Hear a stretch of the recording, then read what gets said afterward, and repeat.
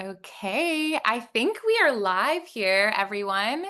Uh, Hello, everyone joining the chat. Welcome to the Social Club. It is so exciting to have you here. Oh, my slides just went crazy. I revealed a little secret, which I'm going to stop sharing now so I don't reveal too many secrets. Hey, everyone, we're so excited to have you. If you're here joining us, let us know if you're in the chat. We're so excited to just be having people from all over joining us today. I want to know if you're in the chat, where are you coming from? Where are you joining us from? Emily, very cool. So excited to, yes, we have a baby guest star today. How exciting is that? This is Baby River. Eric can do a little intro to Baby River. Yes, so both good news and bad news. The good news is everyone gets to meet Baby River.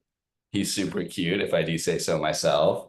The bad news is I'm gonna have to, well, this is also good news as well. Sorry, Christina, what the Yeah, hell? come on. What the heck? The good news is I'm not gonna host this, so you don't have to hear my voice anymore. Christina's gonna host this because I'm on unexpected last minute baby duty, and I won't be able to do this for very long before he starts screaming and crying. But So that's I wanted to come on to the start to explain that I won't be hosting as advertised, but you have someone smarter, better, and a much better personality for hosting thank a you. webinar. Christina.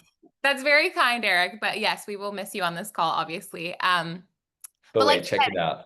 oh, oh yeah, I forgot. We got to share our swag. Look at this.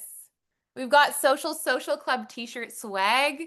The back was designed by our graphic designer. It's absolutely incredible. And we are actually doing giveaways, which I will just explain a little bit later. But if you're here in the chat and you're joining us, I want to say hello to everybody. I also want to say like, wow, it's so fun to have you. If you're back, if you're coming back for like the third or fourth time and you've been a part of the Social Club, we want to say welcome back. It's honestly so nice to have this community of people. We have people joining us from New York, Toronto, Quebec, Tampa, Florida, Ohio, really people joining us from all over. And our panelists today are also joining us from all over as well. So if you haven't been here before and this is your first time at the Social Club, we want to say welcome. We host this monthly, and basically it's just a chat between friends to talk about all things social.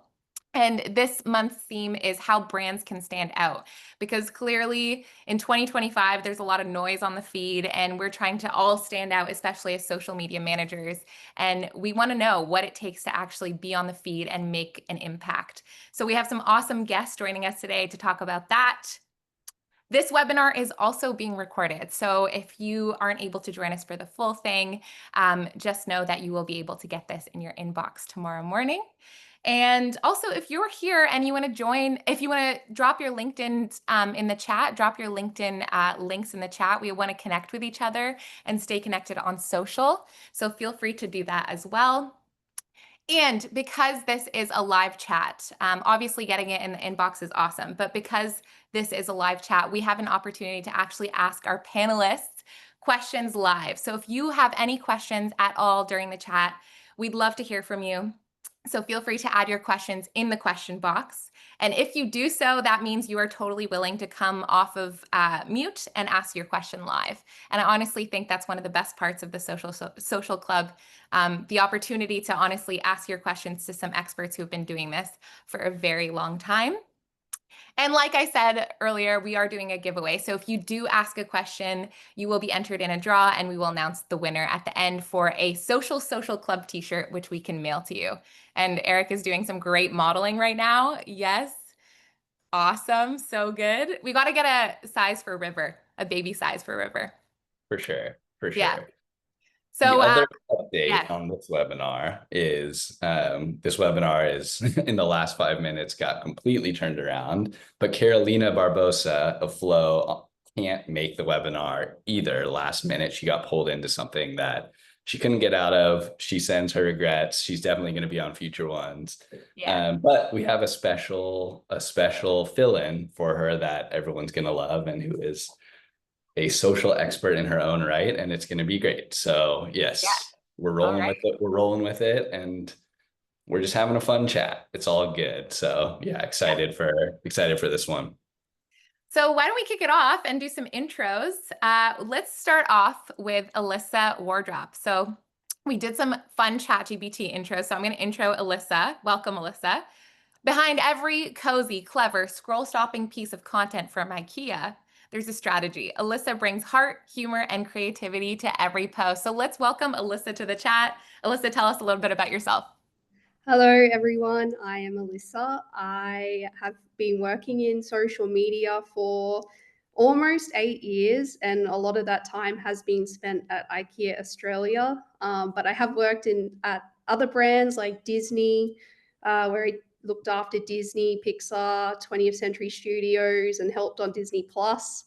And I've worked at a few other Australian big retailers. But now I have just moved to Sweden, and I'm back with IKEA for the third time. Find the exit, and then I keep coming back. And I'm working in the global office, and I'm not looking after one specific account anymore, but more so helping 31 markets with their social media and helping them create content, especially in reactive, responsive content. And yeah, excited to be here today and talk social. IKEA is one of my favorite brands. And if anyone is a fan of Severance at all, Elissa is the mind behind the Severance ad. I know that you're embarrassed about it, but truly it was such a good ad. If you haven't seen it, make sure to check it out. Awesome. Okay, next up we have Trish Riswick. I'm going to give her little fun ChatGPT intro. If you've been on LinkedIn at all, chances are you've seen Trish's work and probably learned something. She's got big opinions and data to back it up. Don't you love that? ChatGPT is so great. Oh my God, ChatGPT just gets me. Oh my Yeah. God. I feel so seen right now. Thank you, ChatGPT. Introduce yourself. What do you do and where are you coming from? Yeah, so I'm Trish. I am from Hootsuite. Thank you to someone who already noticed my sweater. Thank you. I have been with Hootsuite for coming on 4 years this November, but I've been in social marketing for 8 years as of September. My background is primarily in campaign management, social listening, social engagement, but also my heart lies with content creation. I love being a part of every aspect of the content creation funnel here at Hootsuite. So yeah, you'll probably see me pop up in a number of our videos on our social channels, but you'll also see my face all across the website, even in sales cadences from time to time. Because yeah, my love is video. Also recently I've started writing our Perch newsletter here at Hootsuite. So if you want something else to bother your inbox every single week, please sign up to the Perch newsletter. I worked on it all day yesterday, and it's a really good one, this next one. Well, you have a fan in the chat. Rachel says she loves the Perch newsletter, so obviously you're making an impact already with it. Oh my gosh, thank you so much, Rachel. And last but not least, I don't actually have a ChatGPT intro for Zoe because unfortunately we didn't have time to write one, but I can just say she's the hook queen. She's the master of LinkedIn. She's a LinkedIn influencer. Zoe, describe yourself. Tell us where you're coming from. Tell us who you are. Yeah, so my background, maybe slightly less conventional social. I have helped build and scale some executive and employee brands across all of B2B tech. I was at Apollo and helped build our social footprint from about 30,000 followers to 500,000 followers across channels and executive brands. So Ghostwriter, you might not know that it was me, but I'm behind quite a few executives here on LinkedIn, and then also been working in the social space for a while. So yeah, that's my background. LinkedIn is I'm a nerd about it. Yes, it's a place to be. If you're not on there already, LinkedIn's the place to be. Mm. And then of course we've got Eric, founder of Slate. Slate, I know you have to leave soon, but do you want to give a little bit of an intro about Slate and who you are, Eric, before you go? Yes, definitely. Yeah, co-founder of Slate here. I used to do social media at the NFL and left to start Slate, which is a tool to help social teams create content, really. So yeah, excited for this one. I'm going to step aside to feed this guy. Zoe, thank you for pinch hitting last minute. Elissa, Trish, this is going to be awesome. I will be in the chat when I can. Thanks, everybody. Well, thanks, Eric. Bye. Good to have you, even just for a little bit.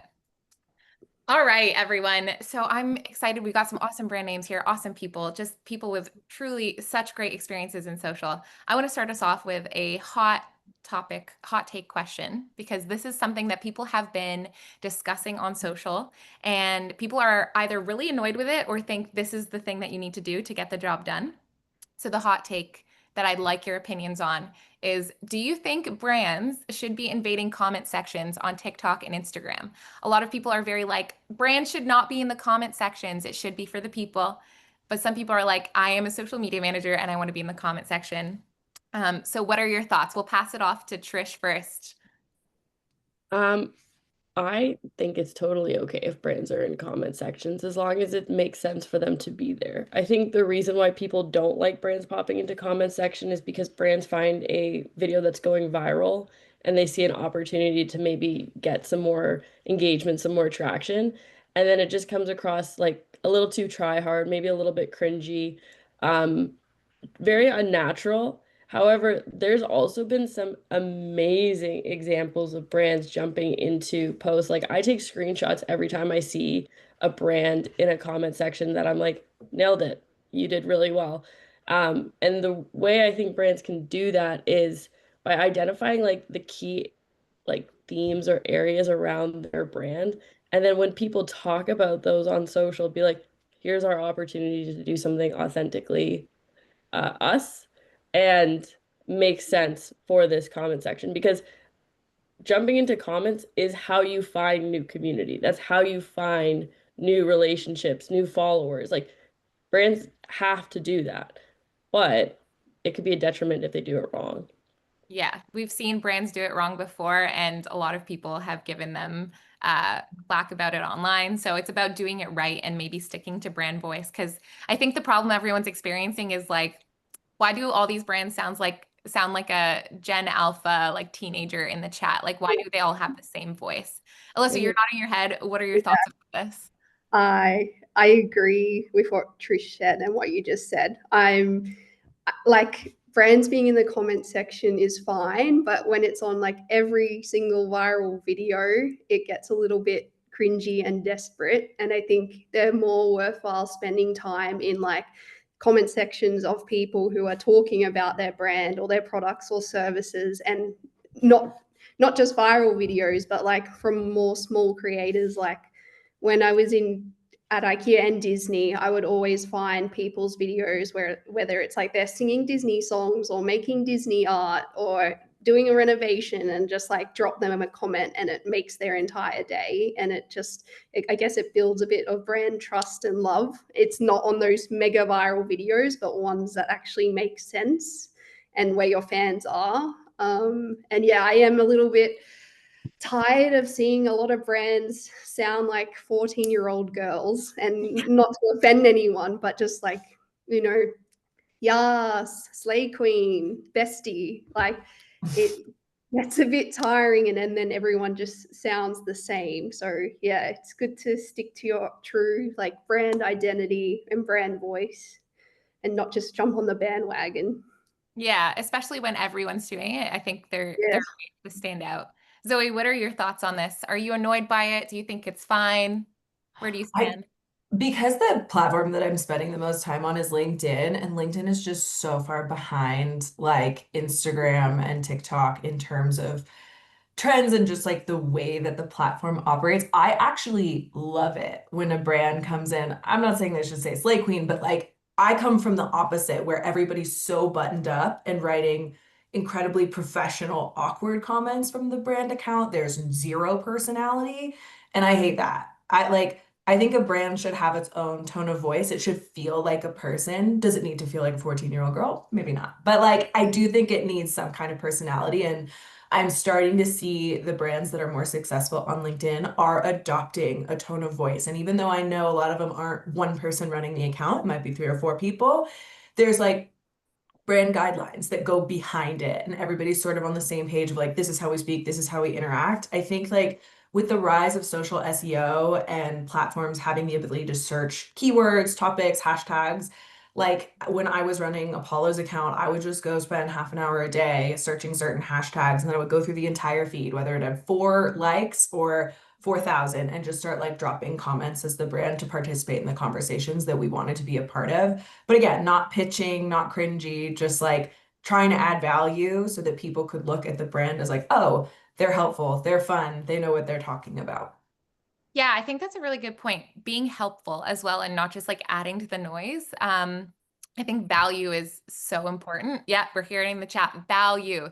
It's so important to add value as a brand so that people see you as not only someone that like knows your stuff, but also is fun and lighthearted. So I think there's a balance that you can have between like having a brand voice that's valuable and entertaining, and also like you can still have fun in the comments every so often. Okay, so let's talk about brand voice, since that seems to be a theme here. Brand voice is seems to be like everyone's kind of merging into the same brand voice as we've been talking about. But what does it take to actually build a brand voice that people actually recognize? We all know like Wendy's and their like sassy kind of brand voice. And unhinged maybe in ways. And like, I know that not every brand should be doing that, but what makes a voice distinct, and how do you actually go about figuring that out? Yeah, I can kick it off. Yeah, go ahead. I think, yeah, just like going back to your brand's identity and their vision, and just, yeah, like how do you want people to actually perceive you? And when I was in uni, actually, I kind of came up with an analogy when I was studying marketing, and it was, if your brand was a person invited to a dinner party as a guest, what would they be like? How would they get there? What would they dress like? What would they bring? And then importantly, most importantly, like what would they talk about at the table and how they would talk about it? And yeah, it's kind of fun. Like if you think of, let's go Duolingo, of course, you would think Duolingo is like chaotic. They would probably take a Uber car share to get there. They would bring, they would be dressed in like colorful Crocs.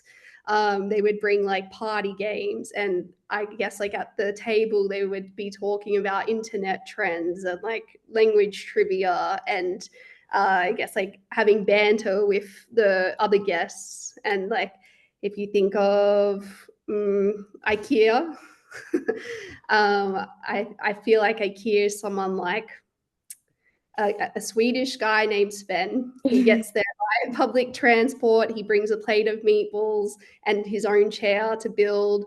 He's like, everybody loves him. He is very friendly. He provides solutions to all the guests' problems that they're complaining about. Yeah, and I feel like it's like a fun analogy to do with brands and your own brand, and it like really helps you get to your tone of voice. And yeah, I think that's the essence, is like just staying true to the core of your brand and trying not to sound like someone you're not. I like that. I like the idea of like thinking of the brand as an actual person and the dinner guest piece. That's a strategy I haven't thought of yet. So I will be taking that back with me to think about like embodying the brand as a person. Yeah, and it's fun to like tie like characters to them as well, or real life people. I feel like IKEA, we're very Ted Lasso cross Samwise Gamgee. Yeah, wholesome. When I'm writing. Yeah, and that's a good way to like channel your copywriting too. So I know it's just like this one big brand, but Trish Hootsuite is also one big brand, but you work with a lot of social teams. So what does your voice look like when actually like copywriting or writing the newsletter, like you were saying? Yeah, we actually are. Well, I often think that like I have the best job in the world because I get to market to me basically every single day. So when finding like our voice, our company very much looked to like our social team, and it was like, how do you guys talk? Like what do you guys talk like on your channels, and like how do you engage and stuff? So a few years ago we actually went under like this really big rebrand, and part of that was to figure out what our new voice sounded like, because up until that point, Zoe was talking about it a lot, like on LinkedIn, where it was just like very buttoned up. It was very like you tried to be people's pals, and it kind of just came across like very corporate. And so when we went through this bit of a shift, we started applying some like, maybe more TikTok kind of lingo on LinkedIn. We started applying more like if we had heard something that was kind of a little bit more Gen Z or like a movie reference or a song reference, all of a sudden we started influencing that because into our copywriting because we found that we're like, well, that's just like how our generation talks. That's how social marketers talk to each other. We, have this joke that like we talk in TikTok sounds, and it's like, yeah, but that's actually because we do. Like, there's been multiple times in my daily life that I'll just say something and I'm like, oh, that's just a TikTok sound. I'm Yeah. like, I don't even know where it came from, but like today I just learned where the um I just watched a clip and it was like a LeBron James Nike commercial and it was like a sound clip that I've heard 1,000 times on TikTok. And I'm like, oh, that's where that's from? Like, I learn something new every day. Yeah. So we obviously range our tone of voice depending on our network. So for example, like the perch, that's me. So like that, how I write for the perch is just I try to talk or I try to write the way I talk because I have the opportunity to have a direct line with our audience. When we do things on threads, we try to do it a little bit more informal as well, because we've often told people we're like I'm the girl behind LinkedIn. My colleague Paige is the girl behind Threads. Like my colleague Eileen is who's behind Instagram. So we like the idea that our audience could become so familiar with us that like occasionally I've posted something on LinkedIn and someone was like, "Hey Trish, how's it going?" Whoa, And that's cool.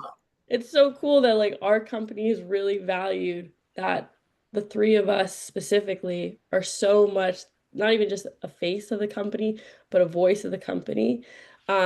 That we've been able to build these connections with people that they're like they know when it's us or like when it's Yes. someone else writing or something like that. So finding our tone of voice really started with just identifying, and I know someone put it in the chat like who our audience was. And luckily, our audience is us. So we had that greatest advantage of, okay, we want to talk like our social team. Yeah, it is nice to actually know what you want to see and to tailor your content towards yourself. So that's Mm, actually an interesting piece. But you talked a lot about personal branding there, like how your company values you as people, as well as like the voices you have. I know Zoe's tapped into personal branding a lot on LinkedIn, and brand voice on LinkedIn. So I'm curious to know, Zoe, your thoughts about like what it takes to be a brand on LinkedIn, or if we should be leaning more into like personal brands through these bigger brands. Yeah, Eileen actually posted a few days ago about Eric. It was like, when I think of Slate, I think of Eric on You did. social, Yeah, yeah, which yeah. I think is like kind of the ethos of what I do as a consultant is like people are the brand. Whether you're running from the brand account, like Trisha's behind the brand account, Alyssa's behind the brand account, like people are the brand at the end of the day. And while I do believe in doing a brand identity framework for the company, I think individuals should do a brand identity framework for themselves. And the way that I go about any sort of brand identity framework for a person, for a corporate account, is like you look for the white space. So I saw somebody put in the question, like, okay, I get it. Big brands have like a rebrand, they've already got an established presence. How does a startup do it? And what I would do is I would look at three companies you love and admire and like take a look at their brands, and grab their like go through, like look at some of their posts and kind of try and pull out like what is their tone? How do they speak? Are they long-winded? Are they short-winded? What's kind of like their personality? Like almost do what Alyssa was doing. What would they be at a party? Pick three brands you love and do that exercise for them. Then I would take three of your competitors and I would do a white space analysis. So I would throw those competitors into ChatGPT and ask it to do a white space analysis of what are they doing so that I can be different? Because at the end of the day, social is a game of differentiation. Hmm. Like you have to stand out. There is so much noise and everybody wants to be better. But I think in a lot of ways, we just need to be different in order to stand out. So I want to look at all of my competitors and see what are they doing? What's kind of the gap in that market that I could fill? What's the, like, nobody in our space is being sarcastic and like chirpy. I think that's like one of the tone things I want my brand to embody because it's going to stand out a little bit. And then I'd look at those brands I admire and see if I can pull things together that fit within the white space in my competitive landscape.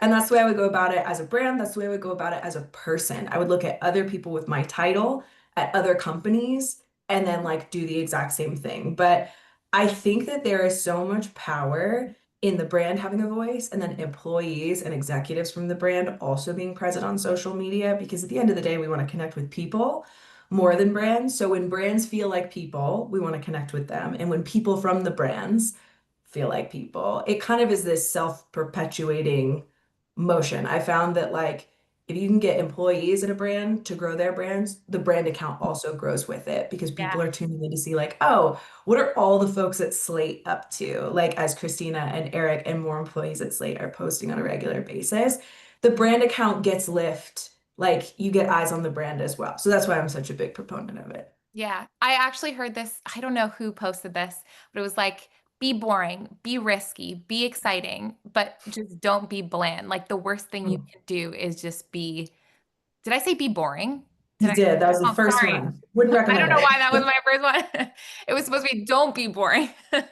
Be exciting, be risky, be fun, but don't be boring, because I think that's actually the riskier move, to just like have a brand voice that just like melds into everything else. So yeah, that's a really, I like this white space analysis, Zoe. I'm going to be taking that with me as well. I want to pop in our first audience question here. Emily Kemner. So I'm going to get you chatting here with us. If I can figure out how to get you in, I think I'm wondering how I can get you on unmute. Let's see if I can do this here. Okay, maybe I'm gonna have to figure this out later, but she does ask a good question that I want people to address here. How can B2B brands better learn from what works for B2C and D2C and their trends? I'm always reminding teams that even in B2B, we're still just marketing to people, but it's difficult to branch out and try new ideas and tactics. Maybe somebody that does B2B can answer that. No, I'm just like, Emily, thank you so much just for recognizing that, because this is an argument that I have literally had with people on almost every single webinar I've ever been on. Is someone always comments like, well, what about B2C? And I'm like, ultimately, we are still marketing to people. Like at the end of the day, whether you're marketing B2B or B2C, you're still marketing to people. And it's always very funny when people are like, yeah, but that content works well for B2B. And you're like, it can also work for B2C. But the thing is, like, and the reason why we're in this, world as marketers is that we are creative people that can pivot things to fit this with that and this with that. So one thing I will say is like, so last year I started doing some more freelance work, and I kind of dipped back into one of my previous jobs was working with a real estate agent, which is very B2C, he's the business, it's him who you're marketing. And last year I started working with an executive coach, and it went kind of was like one of those weird worlds, because she and I kind of butt heads a lot, because she'd be like, well, you come from a B2B marketing background, not B2C. And I was like, yeah, but I still market to human beings. Like the whole reason our brand is the way it is because we're, instead of trying to look at the business, we're like, oh no, let's look at the people who are behind the business that need this tool, that human element. So I think when it comes to B2C, I feel like you're already probably on the right track if you're recognizing that already. But ultimately, like, it's just the human component. What emotion are you trying to target with every piece of content you do? And you can modify trends in order to do that, or you can modify or create completely new pieces of content to that. But ultimately, you start with the emotion in mind. What do you want them to feel when they look at your content, and what do they feel? What do you want them to feel when they use your product or your service or you? And ultimately, if you can go from the emotion, like you'll nail it. And I think the best people who do B2C very well are the people who build empires off of emotion. And like sometimes that can be intense emotions, that can be happy, it can be joyful, it could be, sometimes sad. But ultimately, like if you want to build a strong B2C like pipeline of content, start with the emotion and then build that community, and before you know it, you'll have your empire. That's so good. Emotion is what drives storytelling. So if you're not tapping into that, then what's the point? Yeah, that's really good. Trish, anyone else have anything to say on that question? I feel like the main difference between B2C and B2B. It's just like the mechanics of how people buy. So yes, you are marketing to people, but like understanding that when I scroll through TikTok and I see an ad for leggings, I can click that ad and go buy it right now. In B2B, like I might see an ad for a tool, but I'm not the keeper of the bank account that buys it. I might have to go ask my boss or my boss's boss, and the leggings aren't $20, they're $20,000, you know? So like there's a difference in the audience segmentation that I think is probably the main challenge of B2B. But at the end of the day, Trisha's right. Like you are marketing to people. So I think by breaking down the personas within your audience of who's your end user, they might not be the same person that's signing the check. Okay, but who's signing the check? You need to kind of create different content for those different personas, which is really tricky from one account, but like people figure it out. I think it's all about sharing benefits over, you know, features. It's not just like, let me share this new like feature we just dropped. It's telling real stories. It's including your customers in the conversation. So UGC, EGC, like influencer marketing, like all of those things are mechanisms and levers you can pull in that. But I do think from the brand account, the only kind of difference is just like knowing that there are multiple people in the buying committee instead of one person swiping their credit card. And that kind of adjusts a little bit the way you approach your content. But it's still like, I don't know, I'm still a person who wants to hear trending sound and like watch like something interesting, even if I'm, you know, deciding on buying a tool for one of my teammates that I'm not going to use. I still think that there's value in being on trend. I also think B2B is really behind. So if you can get on the B2C trends now, you're gonna stand out. It's gonna be part of that differentiation. People are not doing it. And so I think you'd be ahead of the curve if you start adopting some of those B2C, D2C trends in your B2B social media marketing.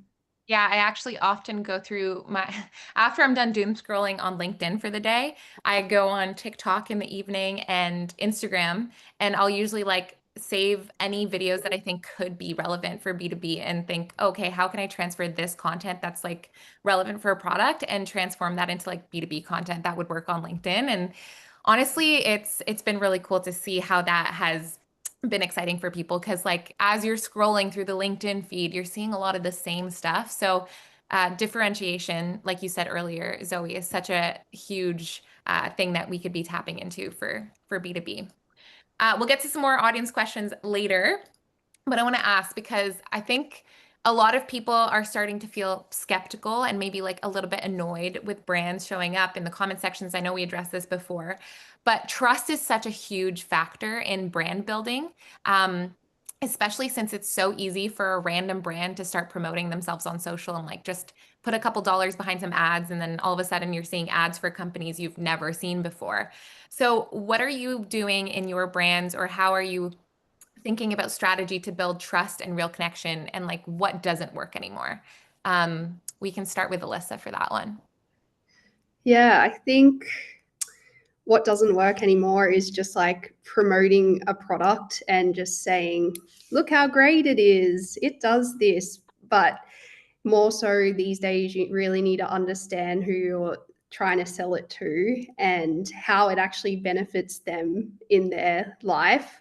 And it can be as small as like, if at IKEA we had a new range of glass containers, like glass food containers, we would, you know, position it as like, when you use glass containers, you can actually see what food you have and you can see what you're running low on, and then it helps you meal prep. It helps you reduce your overspending on food that you thought you didn't have but you actually had. It was just hidden away, and it will help you like reduce food waste. So it's like, yeah, coming when you're like trying to sell in something, always thinking of it as how it's benefiting the end user and yeah, how it helps them in their life. And I think, yeah, showing that you're like the expert in that field, in that industry, can help build trust in that way.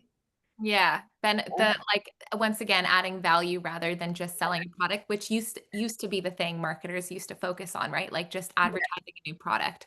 Yeah. For who, sorry, Solutions. exactly, solutions. Which I have to say really quickly, Yeah.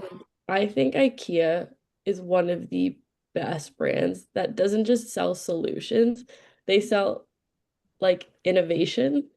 Like Yep. like one of my favorite ones a few years ago, and I say this because I bought the thing after I saw it, but once Wednesday the show came out, because I That's still my had the favorite hand. post. It's my Was it favorite post. actually? I didn't make it, Germany did, but I Yeah. always use that as a good example. Like all I the time. literally, you can't see it in my background, but I have the hand on my shelf No because I way. saw that, and it was right around the time I moved to Vancouver, so I was at IKEA like every single weekend, right? And I saw that ad and I thought, that's so freaking weird. And I was like, I need that hand. So I searched all over IKEA to find the hand. And I kid you not, for a year, I was like, I don't know what to do with this hand. And then was feng shuiing my apartment and realized that I have a Harry Potter wand, like I've got Hermione's wand. So now Yeah. Hermione's wand sits in my IKEA hand, and it's literally like I just every time I see it, I get so excited.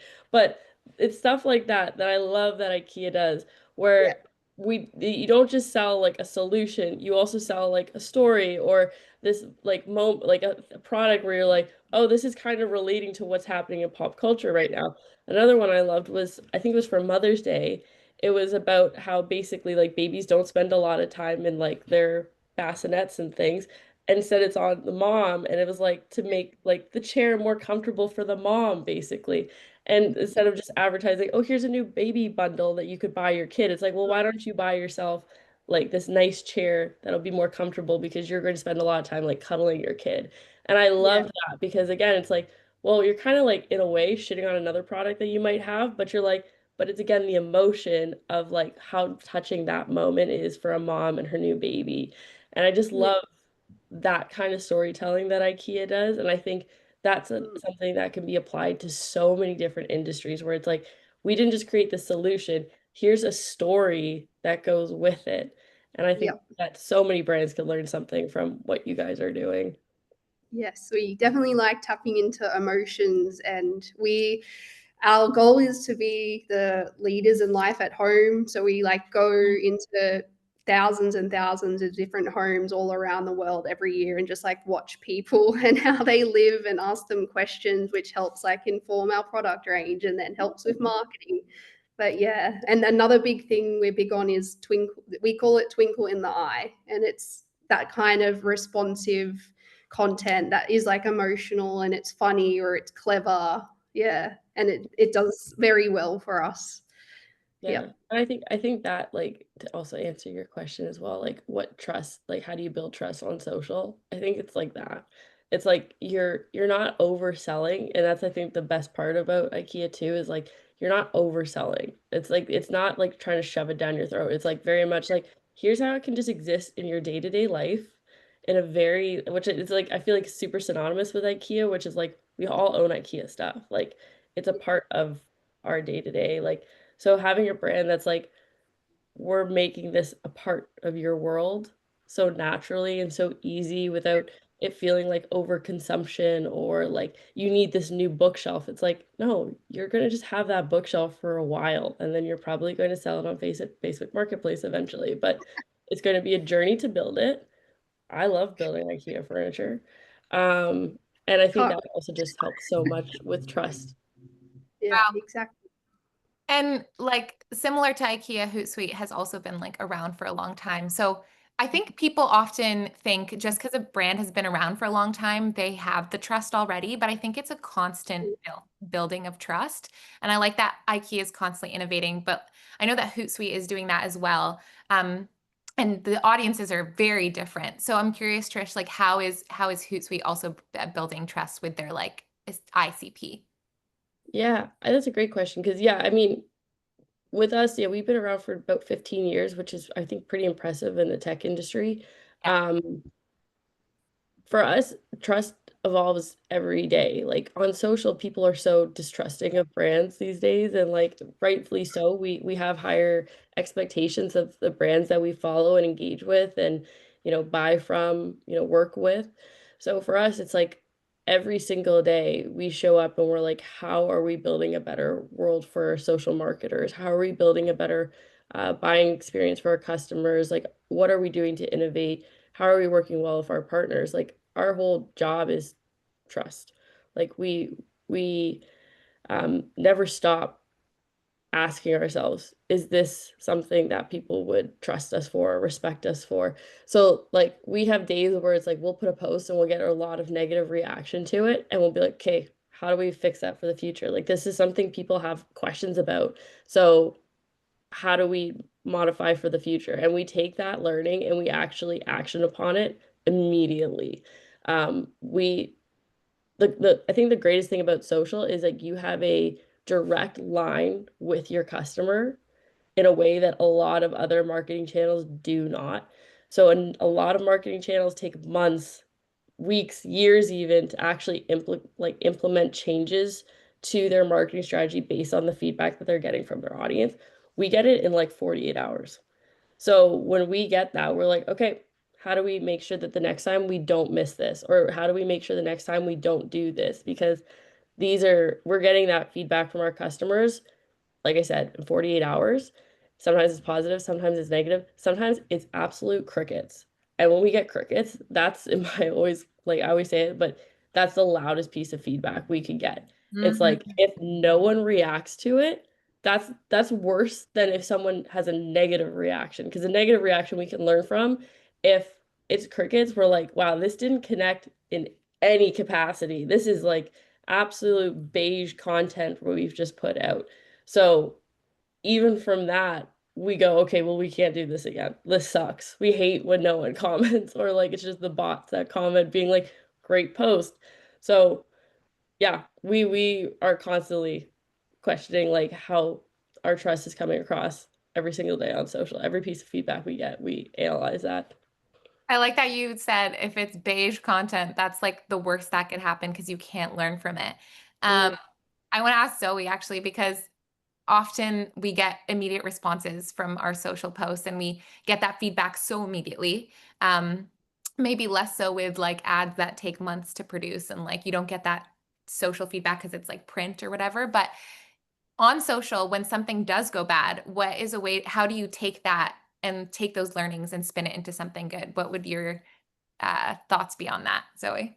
Yeah, so I think like I love that the general theme is just like listen to feedback from your customers or audience, whether it's, going into their home, seeing how they live, understanding what their day-to-day looks like and how they like interact with furniture. Like that's such an interesting way to get customer feedback, as well as reading through the comments, checking to see positive, negative, crickets, whatever.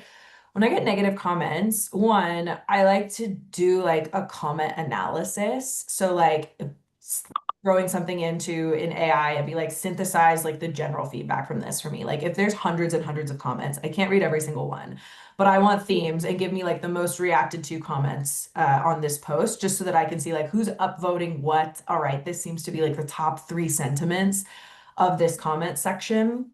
Because that's the other thing too, is like if you get one negative comment in a sea of 1,000 positive comments, you probably don't want to over rotate on that one piece of feedback when the majority was positive. But we do, like, it's not to say you ignore it. I just wouldn't pivot my entire strategy off of that. So I try and look at like the macro theme and then what is the feedback and how can we do better? One of the other ways I really like to get feedback is because I have a sales background. When I was like training and learning how to do cold calls, learning how to do demos, I would listen to other people's sales calls. When I pivoted into marketing, I never stopped listening to sales calls. So I would spend the first hour of my day listening to cold calls or onboarding calls from the CSM or like renewal calls or whatever. I would just have like Gong pulled up, like the top rated calls, and I would just listen to them while I was doing admin. And that was like the feedback I would take about the product or even like a campaign we ran. If something came up, oh, here's how we heard about you, and it happened to be social, I would listen and see if they would say what the post was. And then I'd be like, okay, I probably should like do another version of that this week. So really just like not only the comments in your comment section, but what are people saying about you when you're not in the room? Like what are people saying about you in communities, in Slack communities, or in Reddit. other people's other brands like posts where they're shouting you out or shitting on your brand. Like those are the other things I also want to pay attention to. I think social listening is one of the most important things a social media manager can be investing in, but not everything's happening on your content. A lot of it's happening outside of your direct sphere of influence, but you should pull that feedback in to your own content creation, in my opinion. No, that's so good. A lot of what we've been doing is actually like getting into Reddit communities because they have a new tool now where you can literally just ask Reddit answers to basically say like, what are people saying about IKEA, for example, and what are they saying about like the products there? And then you can get like, it will sort through a bunch of different subreddits to give you all those answers, which is cool because then you can get direct insight without actually having to ask questions yourself, which is awesome.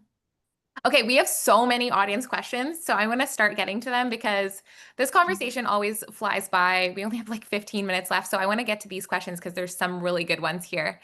I'm going to start. I unfortunately also can't take anyone off of mute. Zoom is not letting me for some reason, so that's really sad, but I'm going to be asking them on behalf of the people here. So Michelle Peterson asks, how have you all convinced leadership to loosen the reins? I know this is a fun one because we all have to go through leadership always. So how have you convinced leadership to loosen the reins on the voice on social and be more authentic and human? What does that look like for you?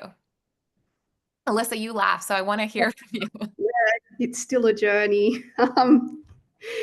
Yeah, I guess working for big companies, they're very precious and risk adverse to doing a lot of things, but I think I can be quite charismatic and show them like what other brands have been doing. I'm like, they're doing it. Like if a superannuation fund in Australia can make this fun TikTok using like a trending sound, I think we can do that too. Like it doesn't always have to be serious, and just like always saying to them like, would you stop and engage with this, very corporate, polished, bland post, or would you rather stop and engage with this, fun, twinkle in the eye, relatable piece of content? But yeah, showing them what other brands have been doing and that it's like working well for them, and I guess like taking it step by step.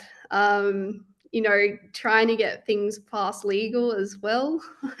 It's like showing them, hey, we did this post about severance. It's fine. Like we didn't copy any IP. It's stuff like that. Like there was very positive reception of it, even from like the set designer of Severance. It's stuff like that where I'm just like trying to build trust with them and being like, we've done this before. Like, can we take it to the next level?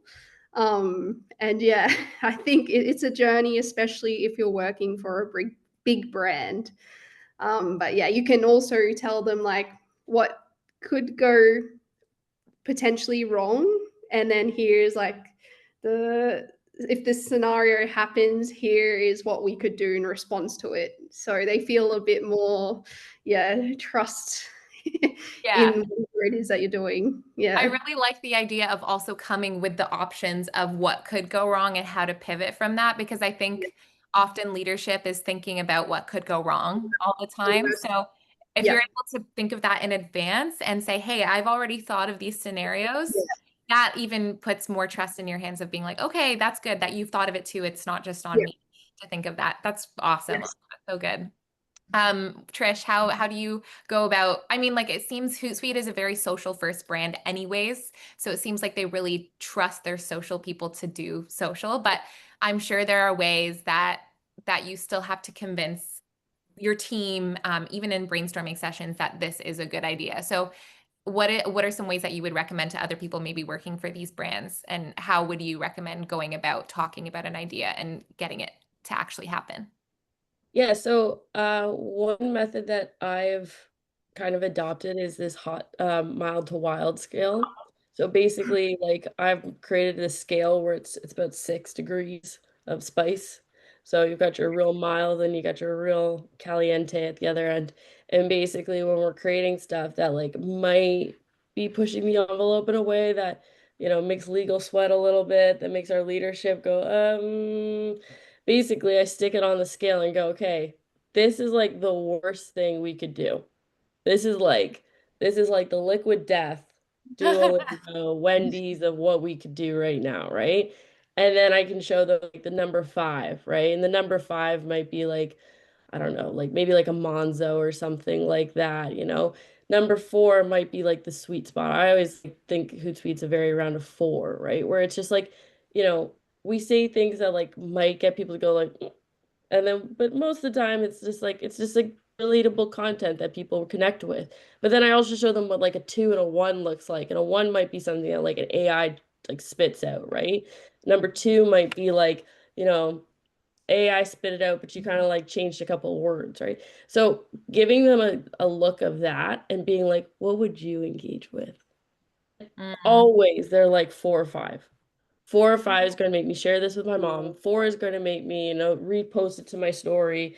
And then once you've got that in their brain and they can see what the range looks like, all of a sudden the decision gets basically made for them right there. And it's like, oh, we want this to push the envelope. Oh, we want this to be safer, whatever the vibe is. But at least you've given them the options to say, like, what's your comfort zone with this? Here's how we can push it. Here's how that differentiates. And that has been like the key to getting some ideas that might be a little like spicier that they might not love um, over the finish line. And that's where we find like our best pieces of content is because you've just kind of like, this is what it looks like. And they're like, oh, well, obviously it's number 5. And you're like, amazing. Thank you so much. So that's my best tip. Yeah, that's awesome. Once again, showing leadership all the options and putting that in front of them. Okay, we have another question here from Shannon Coulter. I'm going to address this one to Zoe. What are some tips social media managers can start implementing today to help their brands stand out more on social? Oh man, so many things. Well, I mean, to stand out, again, you have to differentiate. So I think it's so tempting to look at brands you like and be like, let me copy them, which there's nothing wrong with getting inspiration from another brand. I don't want to like dissuade anybody from getting inspo. We all do it. I like see a trend and I'm like, okay, how do I make this more me? But I think one of the easiest ways to do it for like, especially a, a B2B brand is take inspo from cooler brands. Like if your brand isn't standing out, it's probably because you are making beige content. So maybe take a note out of Trisha's book and think, all right, we've been making 2s and 3s. Like how do we dial this up to a 5? How do we use this same concept and make it a little spicier, make it a little more interesting, use something a little bit trendier, address it to a slightly new audience. I also think one of the biggest mistakes brands make is they don't have like a POV. They're regurgitating the same generic advice without like a little bit of like a, I don't know, like oomph to it. Like say it with your chest, you know? So I think that one of the ways to stand out is to say the same thing, but with a bit more conviction. One of the series that I love that Slate's doing is Eric's been doing these like walk-in talks of like his takes about, like CMOs, you're really slowing down your social teams by like getting them to go through 18 rounds of approvals. Like just kind of calling it for what it is instead of tiptoeing around the subject. So my short answer is, yeah, like dial up the spice meter a little bit. That's going to be a way to stand out. I guarantee your competitors are not because they are playing it a little too safe. They're doing it with legal, and a way to make that argument is like I've always negotiated with my leadership an A/B test. So if they want to do the bland version, I'm like, we will post your bland version this week. I will rewrite the hook and post my spicy version next week. Whichever one wins gets to dictate what happens the following week when we do this campaign again. And that's always won me trust. Like over time, you do it 2 or 3 times, they're like, okay, you can just run with it now. Yeah, that's good, especially once you prove it's valuable. Yeah. But I guess the other side of that is if you go for a risky thing and you do a risky thing, Danielle Oliverio asks, how do you frame a less successful post without scaring the higher ups from continuing to experiment on social? So you pitched something, you were really excited about it, and it didn't perform that well. What's your first step to make sure that your leadership can continue letting you experiment? I'll pass that one to Trish. Yeah, that's a great question. So I'm going to come from it with one perspective is that if it failed, just own that it failed. Like the one thing I hate about sometimes the marketing world, social, is people are like, everything is a win. And you're like, no, it's actually not. And that is totally okay. Now, one thing that is important is that you do need to try multiple times. And a very humbling experience that you can always do is if you find like a brand or an influencer you really like, take like a couple hours and scroll to the very bottom of their feed. Like, I kid you not, like the very first video they ever created, and just watch their evolution. They probably tried the same format multiple times before it took off. They probably tried different formats that just never worked for them. As a brand, your first post that you might be like, oh, this is awesome, it might fail. And you're like, well, you're now worried like, oh, leadership will never let me do it again. You have to fail multiple times before you can succeed. You have to fail multiple times before you can go, oh, okay, this is actually just not resonating with our audience, so let's not do it. My favorite thing about being a social marketer is how many babies I have killed. There's been so many ideas that I've had that I'm like, this is going to be the best, and it goes nowhere. Or for like 6 months, it works really well, and then all of a sudden it stops. So if you got a leadership that's literally on your back, waiting for you to fail, that's not on you. That's on leadership. There's a problem with your leadership here. You need to probably instill in them this idea that like social fails a lot. Algorithms are not our friends. They are designed to basically make us fail. So you maybe need to put forth like 4 or 5 ideas in this like bucket and be like, we're going to test all of these. Like, it's not just a one-off. It's like, here's the bucket. We're trying these. If these all fail, okay, we're not going to do that idea anymore. We're going to pivot. But ultimately own your fails, learn from them.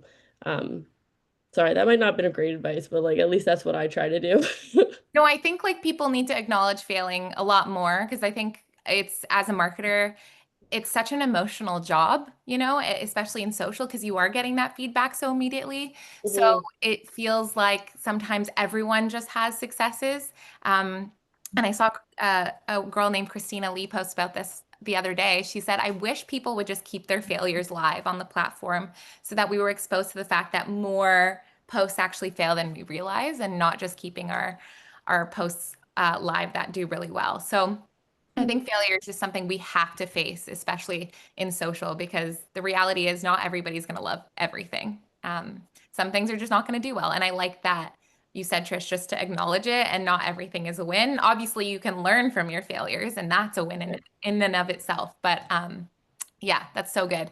I don't know if we have time for that many more questions, but I think the last one that will pop in, just a more practical one that Tyler Cox is asking. I'll pass this to Elissa. What's one underrated type of content format that helps brands really shine? A format that might be the more popular thing to do nowadays.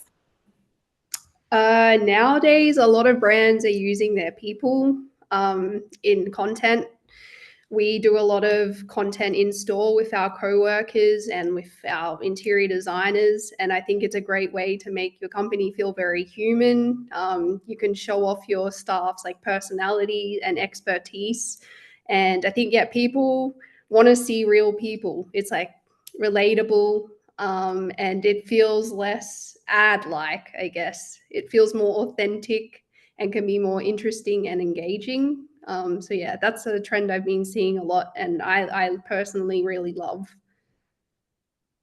Awesome. Yeah. That's so good. All right, well, we are coming to time. I want to thank all our panelists for coming on. It just feels like every single time we have a chat, it goes by so quickly. There was obviously so much to learn.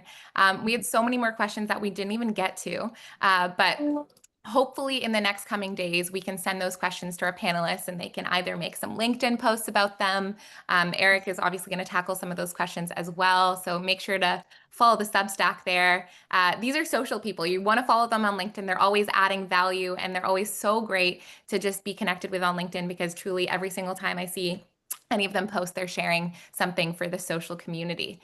So as mentioned, as promised, we're giving away a t-shirt today and we're going to give that to, I just put it on my chart here, Gina Bach. Gina Bach asked one of the questions today. We didn't get to your question, but Gina Bach, you are the winner. So if you want to find me on LinkedIn, DM me, and I'll get your mailing address from you and we'll send you a fun social club t-shirt. So Gina Bach, congratulations.